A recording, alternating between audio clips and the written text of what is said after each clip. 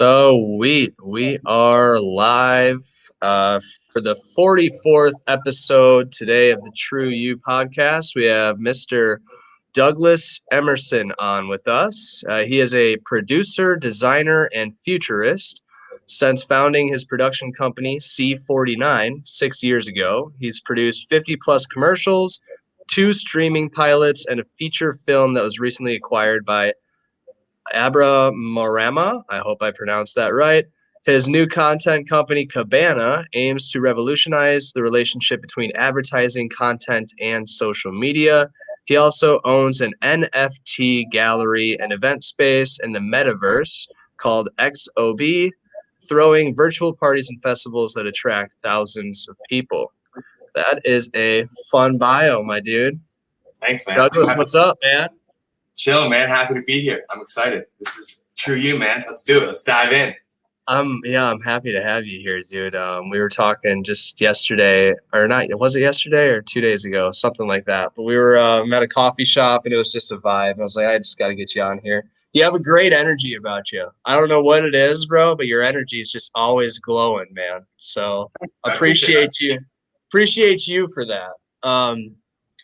But yeah, we had a great talk around, everything like future, like I know we talked a lot about your current projects you're working on, but then we had some fun talks around just the evolution of technology and what to expect with, NFTs, the metaverse, the new, like Facebook's Oculus and these fun little things that are going on.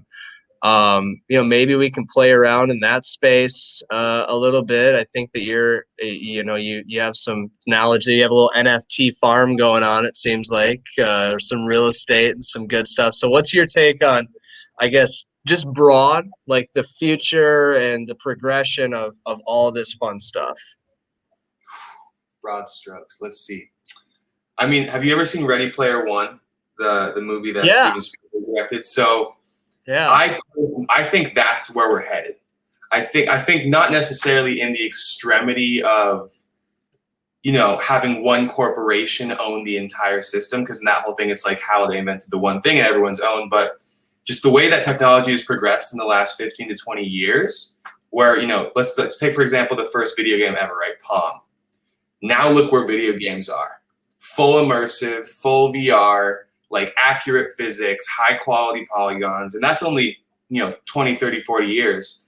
And technology's going crazy. So in my mind, it's like, we're going to end up in a place where we're going to spend probably 50% of our time in a virtual reality metaverse situation. In the same way right now, we spend 50% of our time on our phones. Like we're into it. We're kind of like cyborg tapped into these iPhones.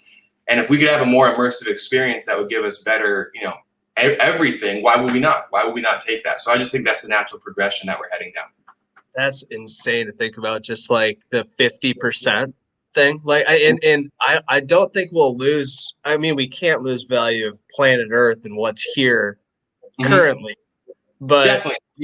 The advancement, though, of all this other awesome shit going on, like, it opens up so many doors to like possibilities like that you wouldn't even imagine would be possible. Like with Rico and I talked about the metaverse and like having the opportunity to just like approach somebody like it's an Instagram profile, but physically in this space that's virtual, and you're now viewing that in like this dimension. Like that's nuts, dude. Wild. It's actually fucking wild. And it's like, because it's, when you think about it, for example, CryptoVoxels, which is one of the current metaverse platforms, that's where I own digital real estate and buy galleries in there. So it effectively, if you think about it in terms of, I guess, just logically, right? Like take out all of the dogma and take out all of the what we can project onto it. It is a digital dimension that exists decentralized around this whole planet, which means there's no single choke point. There's no single area where it's connected, because it's everywhere, which means effectively it's not in any country. It's not under anyone else's control. It's a sovereign digital area where if you buy into the system, you now own freedom in that area. And it's like just the concept of like, when we access internet right now, we're both using an ISP. So we're sending our information through a router system into a server system where some private company controls it, and they control all of our access. But in these new decentralized metaverse worlds, because there's no central choke point, you can access these places without anybody stopping you. And it's like, it's treated as freedom. No limit at all. And so you could be in the middle of Costa Rica, you could be in the middle of Panama, and you could be talking in real time with somebody who's in Norway. And it's not that one person's in Norway, one person's in Costa Rica. You're both in this metaverse space together. It's just crazy, man. And in crypto too, being like, you know, we talked about the other day with the opportunity being endless in some of these spaces, the coin that you had mentioned that like, you know, you don't know what's going to hit, and this is the future, right? And right now, decentralized and the opportunity that's available, like, it's pretty insane how big this stuff can get. It's honestly, it's like, it's just the natural next step of evolution of, in my opinion, where we've been going. So for all of human history, we've been trying to figure out money. Whether we started with gold because, you know, humans like shiny things and it was scarce. So we kind of all made this unofficial agreement that gold was the scarce resource that we wanted to use to value things. And then throughout time, we've changed and we've done all these different things. I believe Rico was telling me there was, I think it was a con in either China or somewhere in kind of East Asia area. And it was the first, this what it was, Marco Polo, when he went to China and created the Silk Road that long ago, he wrote a book on China, and he said one of the things they did is they made fiat currency out of tree bark. And basically the government declared, like, this rare tree bark is our currency. And if you try to change it or steal it or mess with it, we'll kill you. But then what actually ended up happening is China accumulated the most wealth in the entire world, because they were the first to figure out how to make an abstract value system where all of a sudden everyone could have access to money. So we've been trying to do this for so long, but the issue is there's always been a centralized government or entity that dictates the value. Crypto, now the algorithms and the technology gives us the ability, we don't need that. We can have the actual system be like, cool, that's validated. Now everyone can have access to money and no one controls the money. And it's matching up the value, the evolution of what's available with technology, because now we're advancing in this space and everything wants to keep up with the advancement. So all these industries, money included, wants to keep up with the advancement of that technology. That's why you can buy fucking real estate that doesn't even exist. What the fuck? And it's worth money. It's worth real money, and it's got demand. And it's so advanced. This technology is so advanced. And even on top of and even on top of the like accruement of value in the digital real estate, there's use case. Like we threw a NFT festival for an artist. His name's Vincent Van Gogh. He's like a meme artist. It's hilarious. He does NFTs. And we threw a Mango Fest. It was a 3-day event on the roof of my gallery. And we had 1,000 people show up. And we had a live DJ. We had live events. We had puzzles. And it's like, there's, in this non-existent world, there's actual things that are, it's so crazy, bro. It's like, there's actual value there. That's nuts. It's an experience. So let me ask about that event specifically, because I'm curious now, like within that space, was it like deep VR advanced, like you had yourself plugged in and could see everything and kind of walk around, or what was the actual on-foot experience like for you in that dimension there with the event? So one of the things about CryptoVoxels is the fact it's accessible on any device that can access Facebook. So if you have an iPhone that has the tech to get to Facebook, you can get into CryptoVoxels. If you have a computer, you can get in. So you can access it kind of wherever on whatever device, including VR. So there was people in there who were just on their iPhones, hanging out of their homes and like walking around, talking to us, jamming with the music. There were also people on desktops. A couple people had their VR sets. Because I'm what I call a use case maximalist when it comes to crypto. I just want things that actually happen. Like I'm not a huge guy who likes to trade speculation and to get to know the meme currencies. I love it. The whole ecosystem's amazing. But I want to make things. I'm like a producer and designer in that way. I like to have tangible content, tangible events. Let's make a product. And so the fact that we can throw a party in a virtual space and have it be accessible by anybody in the world who has enough technology, which at this point, iPhones are so prolific. It's like That's just something that's never happened before. Imagine trying to get 1,000 people to come to a party. You're gonna have a damn Coachella out here. You can make that even more abundant than that. Put layers on top of it, since all these people have access to the same shit. And then the value can be even greater because everyone wants to be in that same exclusive, like Coachella type dimensional space. Exactly. It's almost like we brought. That's fucked up to think about. I love it. It's really fucked up, bro. I know it's fucked up, but imagine back in the day when they would say that's so fucked up to think about a car. A car. My horse is the only thing. This thing, it's fed off of grass. What do you mean you're going to put liquid into a piece of metal and it's going to move? No. Well, but that's the same thing right now. This will be the norm. We talked about like maybe in 10 years or something, we could see this being more of a sticky norm. Yeah. Or at least in that first phase. Yeah. I mean, we're seeing the first use case adopters of, I don't know, maybe less than like 1 or 2% of people in the world are really into crypto. And of the people who are into crypto, an even smaller percent are making moves into the metaverse. But it's like you kind of see that in terms of how industries and things build. It starts with the creatives, right? They come in, they're like, oh, this is a new medium. I'm going to start making a lot of cool things in this medium. And then when you get a certain inflection point, brands and people start to see the advertising use case in these areas. And then you get the massive influx of capital. Like with television. Television started and it was pretty simple. It was, there were 4 channels. It was just news, information, a couple sitcoms. And then the second, TVs got into every household in America. And there was that audience and there was that access. TV became the number one industry, billions of dollars. And we're seeing the same thing.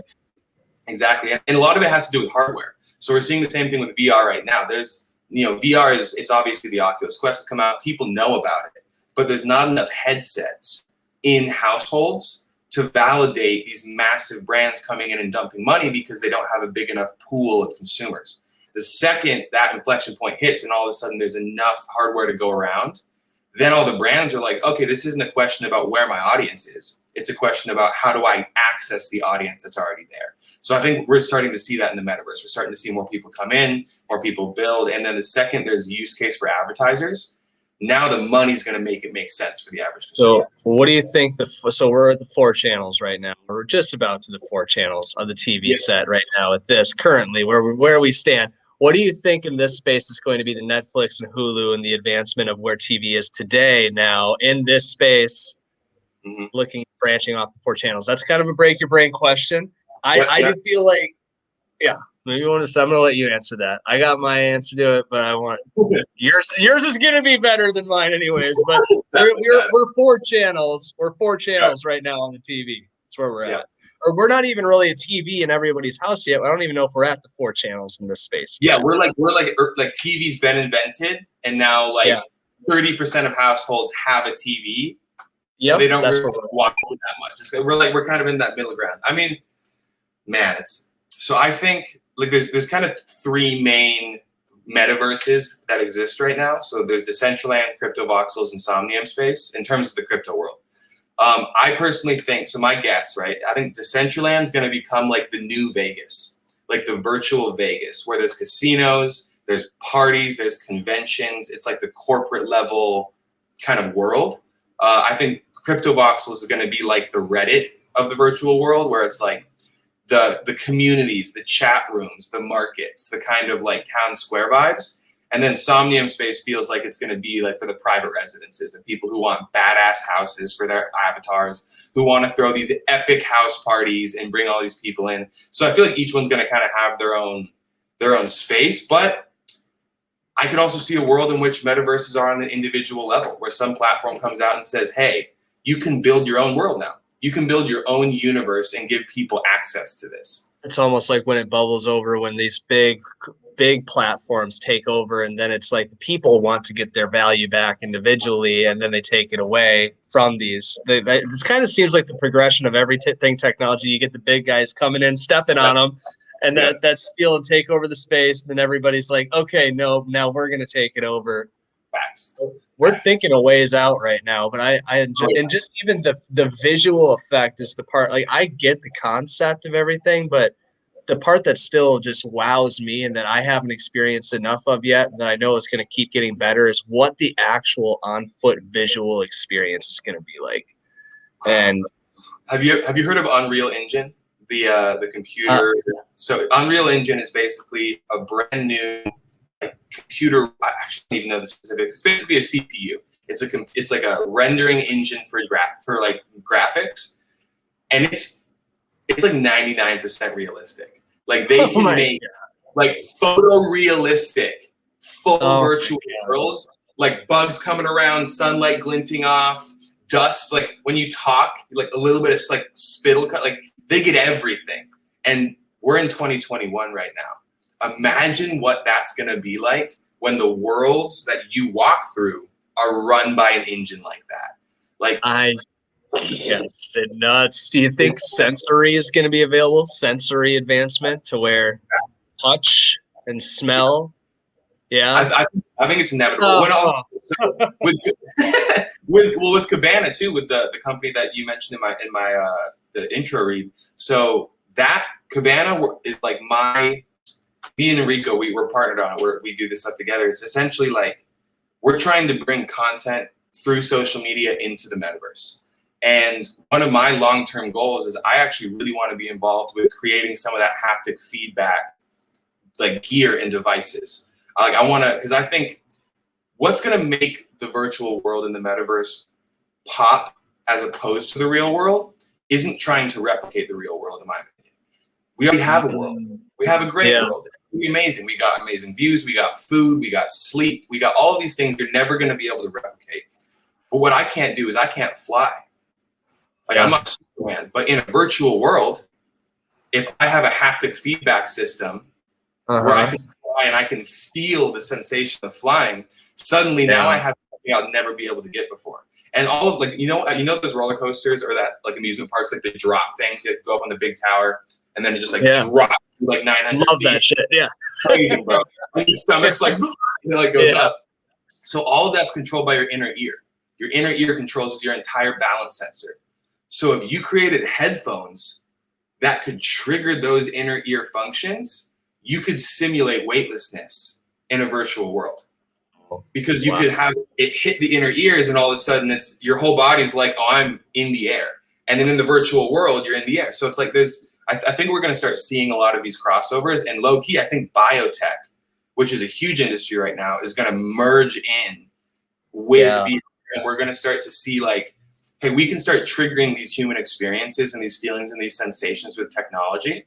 So if we merge that with a virtual world, now we can create a full connection. So your brain, your sensations, and your body are all in that world. Wow. That's insane to think about. That is, and this is not that far out from what, I mean,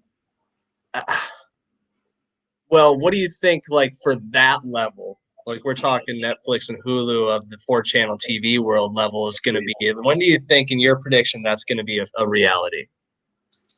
I think we could see, and of course, this is all kind of like speculation. Oh, I muted my phone on my computer. Goddamn. Man, of course, it's all speculation. Nobody has the right answer in any of this shit right now. And it's arrogant to pretend that you have the right answer too. We'll watch this episode in 10 years and see how close we are. This is the prediction episode. I feel like in 10 years we're gonna have fully immersive VR, fully immersive, not necessarily sensation, but just like everything you want to do in VR is possible now. I think in 20 to 30 years we're gonna get to the point where you could, this is going to sound weird, you could have sex in VR and it would feel the same. Oh my goodness gracious. Let's do it, Simon. No. Here's the thing, ladies in the VR world here. No, that's crazy to think about. It's a crazy double-edged sword. It's a double-edged sword because imagine if all of a sudden social interaction is easier and more accessible virtually, then you never need to do it in real life. And I'm actually nervous about that. I think there needs to be space for both. Now what are the implications on the real world with all of this in your mind? So, I mean, I see it as actually a potentially pretty monumental solution. So we're in a position right now. Just so, by the way, that the feature film that you also mentioned, that I sold, it's a Bramorama. Really hard name to pronounce, by the way, that production company. Bramorama, yeah. Let's jump into that in a second. I want to hear about that. It all kind of ties together too.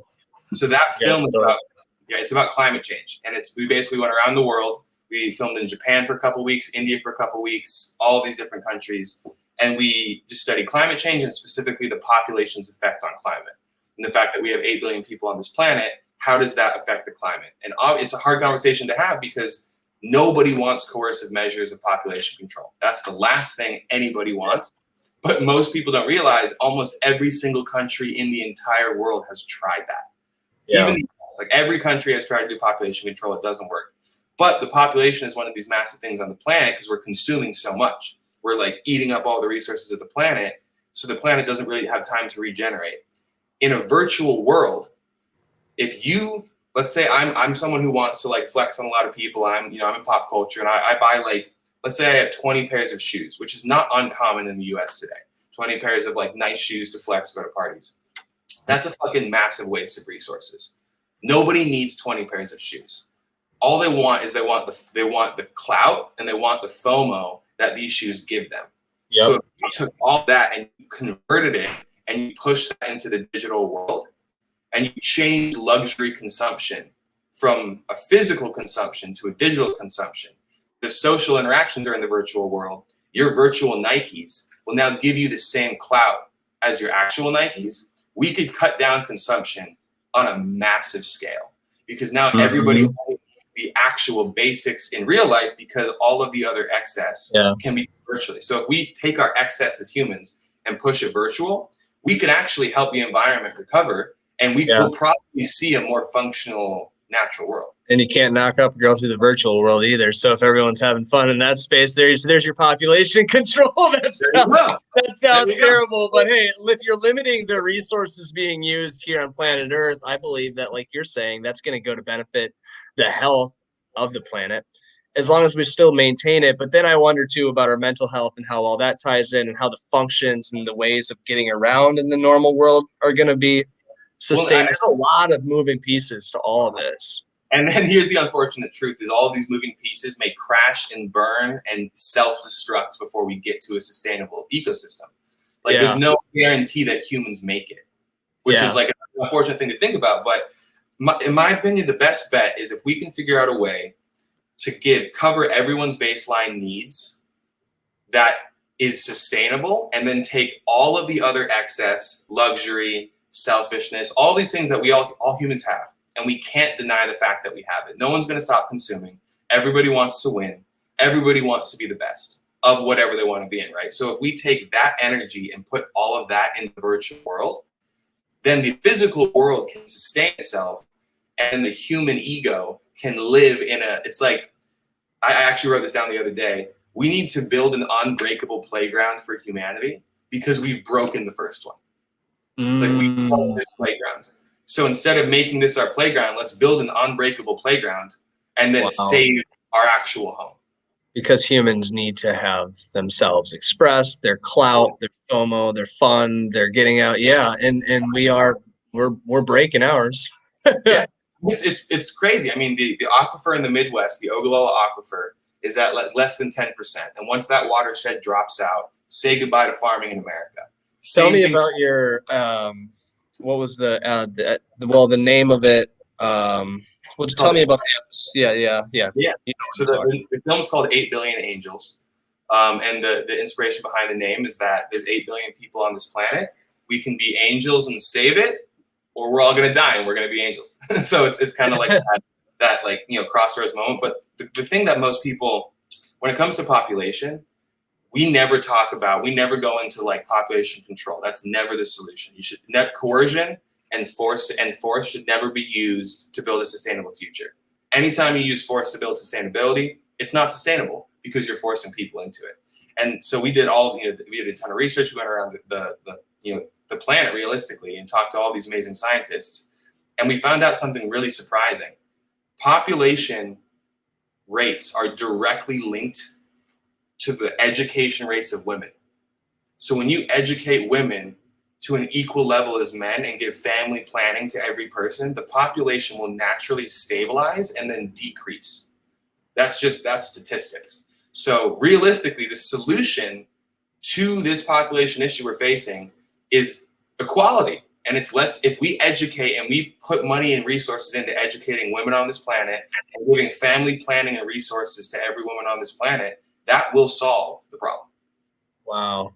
So it's like, and so these things are really complicated, but they're complicated because they've gotten like crazy complexified from a very simple point. Yep. And the simple point is the baseline relationships between men and women aren't very sustainable right now, which is why, as a whole, we're not sustainable. So if we're able to fix that fundamental relationship where everybody has the education they want, everybody can get the family planning and healthcare they want, and everyone can feel safe, that naturally will trickle down and affect all these other things. Again, big goals. We're in a world with so many disagreements in politics and all these things, but it felt good to know that the solution wasn't this massive overhaul of all of society and civilization and changing everything we do. Yeah, I heard a brilliant line from one guy one time. If it's simple, it's the truth. If it's complicated, it's a lie. And like, it's very interesting to think about how all the answers really to most so-called solutions or things going on that need a solution are kind of right in front of our eyes and pretty black and white. And then humans put a lot of little, twists and questions and they complexify it, like you said, when really it's like just like the fact that equality and being a decent human being is what through all of your research you discovered was the solution. It's like that is insane to think about. Mm-hmm. Like it is insane. And like even like not using plastic and littering or like equality on all levels or whatever simple shit like that there is. It's like that really is the answer. Facts. Fossil fuels, not polluting, whatever. All this little shit. Well, and it's crazy because it's also almost every major environmental film has been about consumption. Rightfully so. Consumption is the thing that is driving most of this, where we're consuming massive amounts of resources, we're milking the planet of oil, we're draining it of its water. Like all these things boil down, but the unfortunate thing is like the United States and these first world countries that are now the forebears of environmentalism, for the past 100 years, have been the people who are consuming all of this. Like the United States ravaged the world for resources and is now sitting on this pile of gold saying, hey, you guys should stop consuming resources. And it's like, what the fuck is that? Like that's not like, you fucking bastards. Stupid, bro. And because every country in the world, every person in the world has a right, in my opinion, to better their lifestyle and to build themselves into the new world of technology and healthcare and safety and to get to that first world status. And the issue with that is that means consumption is going to go up exponentially for the next 50 to 100 years because there's so many countries and people that deserve to get to this level. So it's not even really fair to ask the world to stop consuming.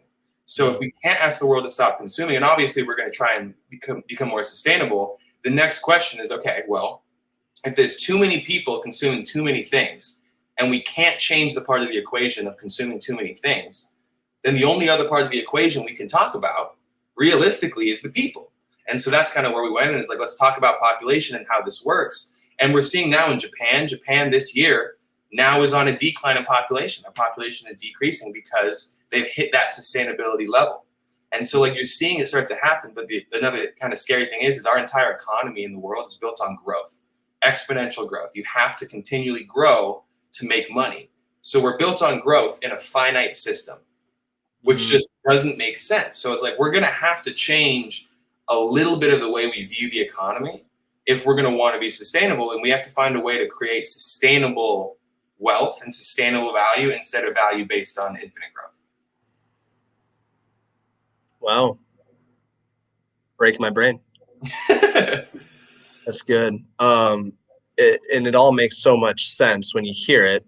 And then the application of knowledge, knowledge isn't power, it's the application of knowledge. And that's where like you need enough voices, enough people like you making 8 billion angels and doing these things to get an influence out there. Or like you'd hate to see it come to the breaking point where and we're almost there. It seems as if, but like for the action and even with the metaverse that we're talking about, the early adapters to influence the masses, there's got to be enough of that influence. Yeah, facts. Well, and I think one thing, humans are really optimistic overall, it seems like. And we're kind of, especially in America, we're very optimistic in America. We kind of think we're the shit at all times, even when we're in crippling debt and ruining world economy. We're like, oh, we're the shit. Debt, but whatever, we're fucking America. Chill. But, you know, at the end of the day, I think it's really important that people realize, like, we're not in a only win game. Like humans, people assume humans deserve and have every right to continue existing. And I agree that we deserve to continue existing, but we can destroy ourselves. It is on the table. And I think until we accept the fact that there is an equation here where we do not end up sustainable and we actually end up in a pretty fucked situation, that's important for people to realize because it's going to spur action. It's like if we think that we're safe and the government's going to protect us and it's all going to be good, and even if shit goes and hits the fan, we're fine.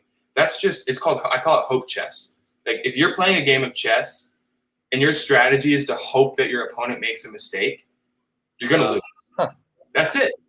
You have to have your own strategy of how to win rather than hoping things just don't happen. So I feel like that's the big shift is like, how do we get people from that kind of hope chess mindset of like, oh, it's all going to be fine, we're good, to like, no, we got to work, we got to put in the work and we got to make this happen. But the beautiful thing is if we do make it happen, then we're going to have an amazing world society where we can actually achieve sustainability and a certain level of peace as you know, a civilization. Yeah, the awareness of that people, and then people humbling themselves too, getting out of their own way. That's where a lot of it, the ego will stand in front of you and prevent us from accepting certain things. But I agree with everything you're saying, and it's actually a lot to chew on. Like it really, and it's an eye awakening. Like it's like, wow, it is happening, man. And it's happening pretty rapidly, even though we don't see it to the naked eye, like day to day, it's there. I mean, you'll hear about it and like, it's out there now, but it hasn't reached the point where I feel like the masses have been like, oh shit yet.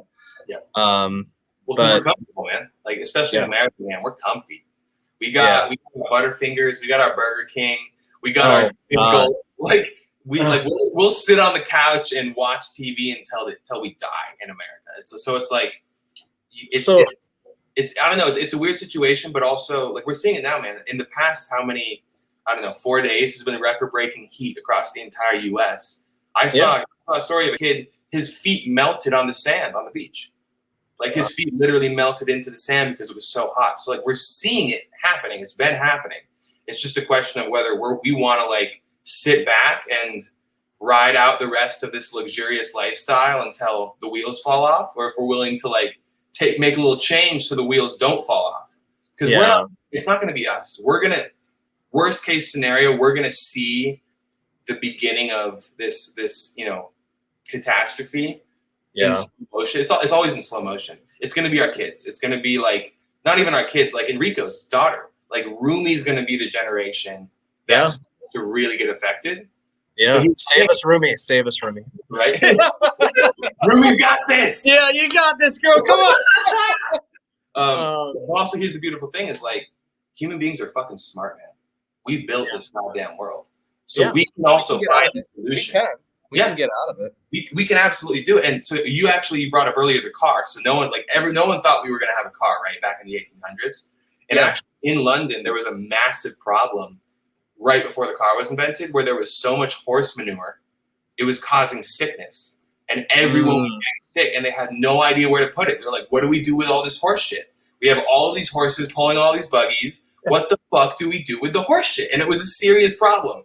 Yeah. And then the car was invented, and then the side effect of the car being invented is that problem went away. And so it's like technology is something that can save us, but we have to invest in the right technology. It's not just going to happen. Let's get rid of our horse shit today. Exactly. Let's just get rid of the horse shit, man. The horse shit may be the political parties in this country. Maybe we just gotta. Oh well, that's a whole nother podcast. Yes, you're goddamn right. It is. So where can we find 8 Billion Angels and all your brilliant work? Where's that at? Let's land this plane. Yeah. So 8 Billion Angels, you can go 8billionangels.org is the website. It's currently in a limited theatrical release, but unfortunately because of COVID, it is virtual theaters. But it's going to be hitting Amazon this summer, and then we'll probably hitting some other streaming services after that. That is thrilling, dude. Hell yeah. It's only been, what, how many years? Yeah, with 4 years it took to get this thing. We shot it 4 years ago, edited it for a year and a half, and then we've been shopping it, and finally got of a secret. I saw you on the beach, and we spent the whole day together drinking, and I didn't hear a peep out of you. It's been low. I mean, by the way, I'm working on this massive documentary here for 4 years, and I can't say anything. Okay. Yeah. And finally, like a month and a half ago, I think it got picked up. So now I can finally just spew the shit. The NDA is voided. I'm allowed to speak now. Yes. That's why we're on a podcast. It's brilliant. So where else and you've done a lot of commercials, a lot of other things production wise. And we could have another whole conversation around production too, but where's your work? Or can we support you, follow you? What's all that look like? Yeah, so my production company website is c49productions.com. So you can check out all my pilots, my work. That's also the feature film is also tapped in there. So that's kind of a hub for all the content. In terms of the virtual gallery, which is we throw a party every month now, and anybody who's listening to this is welcome to come to the party. All invites. So if you go to cryptobox.space is the website. So it's funny. So it's spelled XOB, but it's pronounced box. And the only reason we did that is because fuck you. And the whole point, is like, have you seen like the MoMA and like the MoCA? And it's like this pretentious, like, we're MoMA. We have all of these art and these white walls. And it's like, that's one level of art. That's not the only level of high art. So our whole thing was like, let's make a high art meme gallery and call it XOB. So we look like MoCA and MoMA, but it's just pronounced box. And it's actually just a cardboard box in the virtual world.